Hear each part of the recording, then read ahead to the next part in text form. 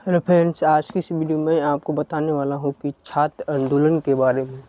जो आप देख सकते हैं छात्र आंदोलन क्या होता है। जो मैं आज इस वीडियो पर टॉपिक क्यों बनाया हूं, ज़रूर तुम मुझको कुछ मकसद होगा इस वीडियो पर टॉपिक बनाने का। छात्र आंदोलन मतलब छात्र मतलब क्या होता है? विद्यार्थी। आप जानते हैं छात्र का परिभाषा शब्द करेंगे तो विद्यार्थी होगा या फिर स्टूडेंट होगा।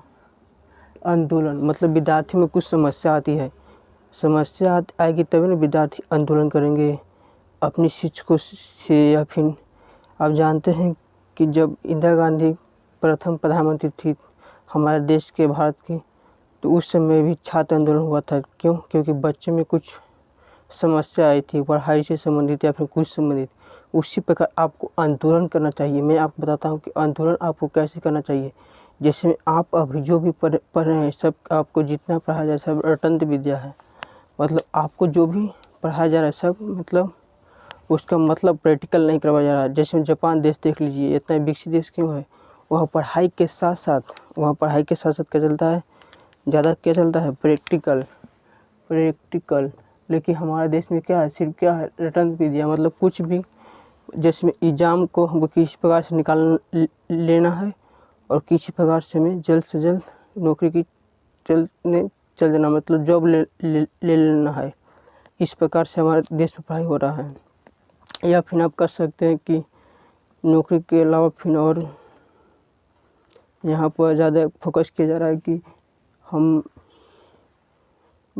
एग्ज़ाम पर फोकस ज़्यादा करें, मतलब किताब को भी बढ़िया से नहीं पढ़ें।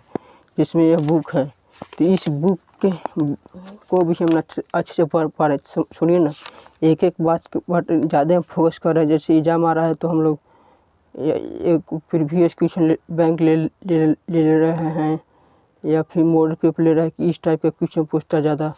और हम किताब को नहीं पढ़ रहे हैं, किताब पर ज़्यादा ध्यान दे रहे हैं। किताब को मतलब खाली ले लिए हैं, जैसे नया है उसको वैसे ही रखे हैं। मतलब हम तो आपको आंदोलन करना चाहिए शिक्षकों से कि हमें ऐसे क्यों पढ़ाया जा रहा है। मतलब हमको जो भी पढ़ाया जा रहा है सिर्फ उसी रटाया। छात्र आंदोलन में कोई भी विद्यार्थी एक नहीं रहेगा। मतलब जब ही रहेंगे विद्यार्थी तो सभी विद्यार्थी रहेंगे क्लास में। मतलब जितने विद्यार्थी हैं सभी को एक साथ खड़ा होना है, न कि एक विद्यार्थी खड़ा हुआ तो सब विद्यार्थी उसको ताक रहा है न। छात्र आंदोलन इसको नहीं करते हैं। छात्र आंदोलन मतलब क्या होता है? मतलब विद्यार्थी जितने भी क्लास में विद्यार्थी हैं, अच्छे आप भी बताइए, वहाँ पर एक विद्यार्थी को समस्या नहीं होगा, उसके साथ तो कई ऐसे विद्यार्थी होंगे उसको समझ में नहीं आ रहा होगा। मतलब उसको मतलब इस समझ में नहीं आ रहा होगा। तो आपको एक विद्यार्थी को मतलब आंदोलन नहीं करना है। यदि एक विद्यार्थी आंदोलन करेगा तो उस आंदोलन सफल नहीं होगा, असफल ही रहेगा। जब तक सभी विद्यार्थी आंदोलन नहीं करेंगे तो आपको सभी विद्यार्थियों को मिलकर आंदोलन करना होगा। तभी आपको शिक्षा में जागरूकता मिलेगी और शिक्षा का मतलब पता चलेगा कि शिक्षा का मतलब होता है तो क्या होता है। शिक्षा का मतलब पढ़ाई कैसे होता है। जिसमें आप पढ़े होंगे त्रिभुज, तो क्या आपको बताया गया है कि त्रिभुज में हम लोग ऐसे ही चित्र क्यों खींचते हैं और त्रिभुज करने पर ऐसा ही चित्र क्यों खींचा जाता नहीं। यदि वही आप अपने शिक्षक से पूछते कि ऐसे क्यों खींचते सर, तो एक विद्यार्थी वही पूछेगा तो शिक्षक कहेंगे, डांट पे बैठा देंगे और पीछे के विद्यार्थी जितना सब हंसेगा। यदि वही सही विद्यार्थी खड़ा होकर पूछेगा तो शिक्षक को लगेगा कि हाँ विद्यार्थी में कुछ जागरूकता आई है, कि मतलब हमसे कुछ सवाल पूछ रहा है। मतलब कि त्रिभुज है तो त्रिभुज के लिए हम ऐसे क्यों। जिसमें आप पढ़ोगे परिभाषा, आप सिर्फ क्या करते हैं? परिभाषा क्या करते हैं? रटते हैं। क्या आपने अभी तक शिक्षक से पूछा कि सर परिभाषा को हम लोग अपने से क्यों नहीं लिखते हैं? जिसमें परिभाषा जिसको कहते हैं डिफिनेशन इंग्लिश में, जिसमें आप लोग परिभाषा पढ़ेंगे ट्रायंगल का, तो आप शिक्षक से पूछोगे सर ट्रायंगल की परिभाषा ऐसे ही क्यों होता है? कैसे ट्रायंगल की परिभाषा ऐसे हुआ कि हम अपने से रेक्टेंगल की परिभाषा नहीं लिख सकते हैं?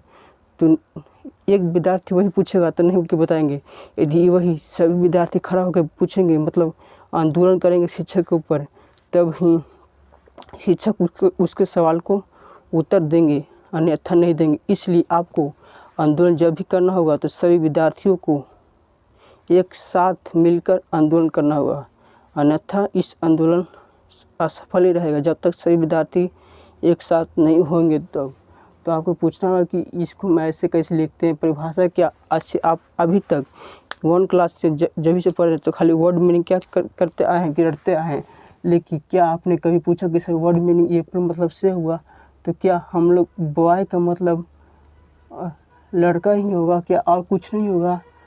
नहीं। यदि वही एक विद्यार्थी पूछा उस सवाल को ना तो सर्च करेंगे नहीं, उसको डांट के बैठा देंगे। वही सभी विद्यार्थी खड़ा होकर पूछेंगे तो शिक्षक को लगेगा कि हाँ हमको यह नहीं आता है, लेकिन बच्चे जानना चाहते हैं तो वह भी मास्टर सोचेगा, उस पर विचार करेगा, उस पर कुछ कॉन्सेप्ट लगाए क्या कैसे हम करें कि विद्यार्थी हमसे खुश हों, कि जो हम लोग मीनिंग रटते हैं क्या हम लोग अपने से मीनिंग को एक मीनिंग को पता करने की ये मीनिंग ऐसे आया तो दूसरा मीनिंग हम अपने साथ न कर सकते हैं।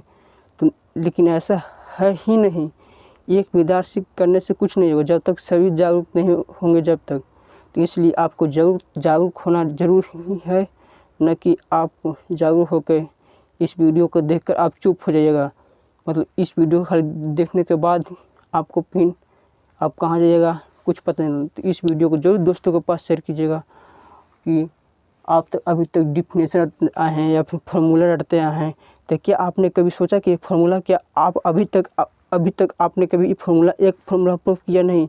आप जब भी कुछ फार्मूला नहीं आता सर से पूछते कि सर इस क्वेश्चन बता दीजिए, सर वह क्वेश्चन बता दीजिए। क्या आपने अभी तक क्वेश्चन को अपने से बनाने के लिए सोचा है? नहीं। यदि वही एक विद्यार्थी पूछेगा सर इस क्वेश्चन को हमने बना पा रहे हैं, तो नहीं बताएंगे। यदि वही सभी विद्यार्थी छात्र आंदोलन करेंगे, तो इसलिए मैं इस वीडियो का लेक्चर रखा हूँ छात्र आंदोलन। थैंक्स। जय हिंद, जय भारत।